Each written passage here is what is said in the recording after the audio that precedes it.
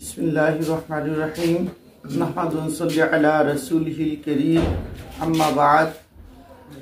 এখন আমি আপনাদের সামনে ইতিকাফের ফজিলত সম্পর্কিত কিছু হাদিস শরীফ উপস্থাপন করব। প্যারা নবী সরকার মুস্তাফা হুজুর আকরাম সাল্লাল্লাহু আলাইহি ওয়াসাল্লাম ইরশাদ করেছেন, যেই ব্যক্তি রমজান শরীফের শেষ 10 দিন ইতিকাফ করবে তার আমলনামায় 2টি হজ ও 2টি উমরার সওয়াব তার আমলনামায় লিখে দেওয়া হবে। সুবহানাল্লাহ। এরপর হযরত আয়েশা সিদ্দিকা রাদিয়াল্লাহু তাআলা আনহা থেকে বর্ণিত, রাসূল করিম সাল্লাল্লাহু আলাইহি ওয়াসাল্লাম বলেছেন, যে ব্যক্তি খালিস নিয়তে ও খাঁটি ঈমানের সহিত সওয়াবের উদ্দেশ্যে ইতিকাফ করবে তার পূর্ববর্তী সমস্ত সগীরা গুনাহসমূহ মাফ করে দেওয়া হবে। সুবহানাল্লাহ।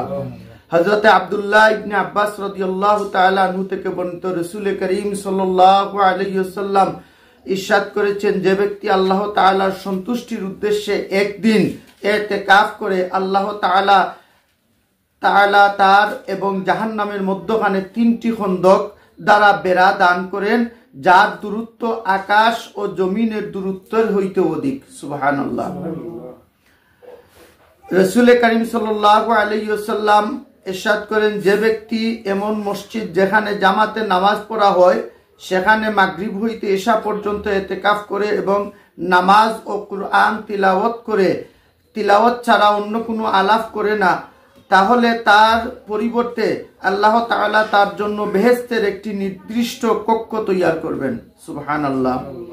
রাসূল করিম সাল্লাল্লাহু আলাইহি ওয়াসাল্লাম ইরশাদ করেন, আল্লাহ তাআলা রমজান মাসের প্রতিদিন 10 লক্ষ মানুষকে জাহান্নাম হতে মুক্তি দান করেন। সুবহানাল্লাহ। এবং তাদিগকে জান্নাত পাবার যোগ্য বলে ঘোষণা করেন। যখন রমজান মাসের শেষ দিন আসে তখন প্রথম রমজান হতে শেষ রমজান পর্যন্ত যত লোককে মুক্তি দেওয়া হয় ওই শেষ তারিখে তত লোককে মার্জনা করা হয়। সুবহানাল্লাহ। রাসূল করিম সাল্লাল্লাহু আলাইহি ওয়াসাল্লাম ইরশাদ করেছেন, যে ব্যক্তি আল্লাহ তাআলার সন্তুষ্টি ও খুশি হাসিলের জন্য একদিন ও এক রাত্রি ইতিকাফ করবে তার আমলনামায় 300 শহীদের সওয়াব লেখা হবে। সুবহানাল্লাহ।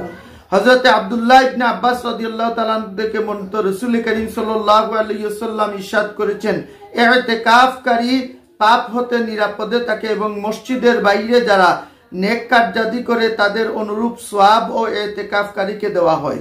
সুবহানাল্লাহ। রাসূল করিম সাল্লাল্লাহু আলাইহি ওয়াসাল্লাম ইরশাদ করেছেন, শবে কদর রমজানের শেষ 10 দিনের মধ্যে রয়েছে, তাই তোমরা শেষ দশকে শবে কদর তালাশ করো। তোমাদের মধ্যে যে ব্যক্তি ইতিকাফ করতে চায় সে যেন রমজানের শেষ 10 দিনে ইতিকাফ করে। হযরত আতা খুরাসানী রাহমাতুল্লাহি আলাইহি বলেন, ইতিকাফকারীর দৃষ্টান্ত হলো সেই ব্যক্তির ন্যায় যে প্রভুর দুয়ারের দরজায় এসে পড়ে থাকে এবং বলতে থাকে, হে আল্লাহ তাআলা, আপনি যতক্ষণ পর্যন্ত আমাকে মার্জনা না করবেন ততক্ষণ পর্যন্ত আমি আপনার দরবার হতে পা হটাবো না। সুবহানাল্লাহ। ইতিকাফের অল্প সওয়াব হাসিলের জন্য সহজ পদ্ধতি হলো 5 ওয়াক্ত নামাজ পড়ার জন্য যখন মসজিদের মুসল্লিরা প্রবেশ করবে তখন ইতিকাফের নিয়ত যেন তারা করে ফেলে। যতক্ষণ মসজিদে অবস্থান করবে, যদিও সেখানে চুপচাপ বসে থাকে, তবুও ইতিকাফের সওয়াব মিলবে। আর যদি কুরআন শরীফ অথবা তাসবিহ তাহলিল ইত্যাদি পড়তে থাকে তবে ইহার সওয়াব অতিরিক্ত মিলবে। মারাতিউল ফালা কিতাবের মধ্যে উল্লেখ আছে যে খালেস নিয়তে ইতিকাফ করা একটি উত্তম ইবাদত, ইহার ফজিলত অপরিসীম, কেননা ইহাতে অন্তর যাবতীয় দুনিয়াবী বস্তুসমূহ হতে দূরে রাখা হয় এবং আপন প্রাণকে প্রভুর নিকট সুপর্দ করা হয় এবং মালিকের দরজায় পড়ে থাকা হয়। হযরত ইবনে কাইয়ুম আল জাওজি রাহমাতুল্লাহ আলাইহি বলেছেন, ইতিকাফের উদ্দেশ্য হচ্ছে দুনিয়ার যাবতীয় চিন্তা ও ব্যস্ততা হতে মুক্ত হয়ে আল্লাহ তাআলার জাতের কাছে আপন অস্তিত্বকে বিলীন করে দেওয়া এবং তাহার সহিত ভালোবাসা সৃষ্টি করা। ইতিকাফ দ্বারা আল্লাহর ঘরে পড়ে থাকা হয় আর শরীফ মেজবান সব সময় তার ওগান্তুককে যথাসাধ্য সম্মান করেন।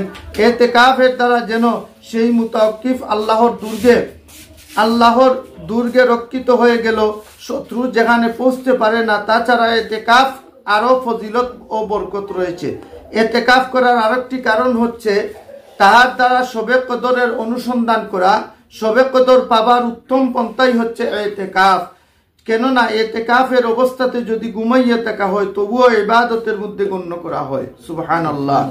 ইতিকাফের আরেকটি দৃষ্টান্ত হলো এমন এক ব্যক্তির তুল্য যে কারো দরজায় উপস্থিত হয়ে পড়ে থাকে এবং বলে, যতক্ষণ পর্যন্ত আমার প্রার্থনা মঞ্জুর করা না হবে ততক্ষণ পর্যন্ত আপনার দরজা ছাড়ব না। সুবহানাল্লাহ। আল্লাহ তাবারাক ওয়া তাআলা যেন আমাদেরকে সঠিকভাবে ইতিকাফ করার তৌফিক দান করেন। ওয়া মা তৌফিক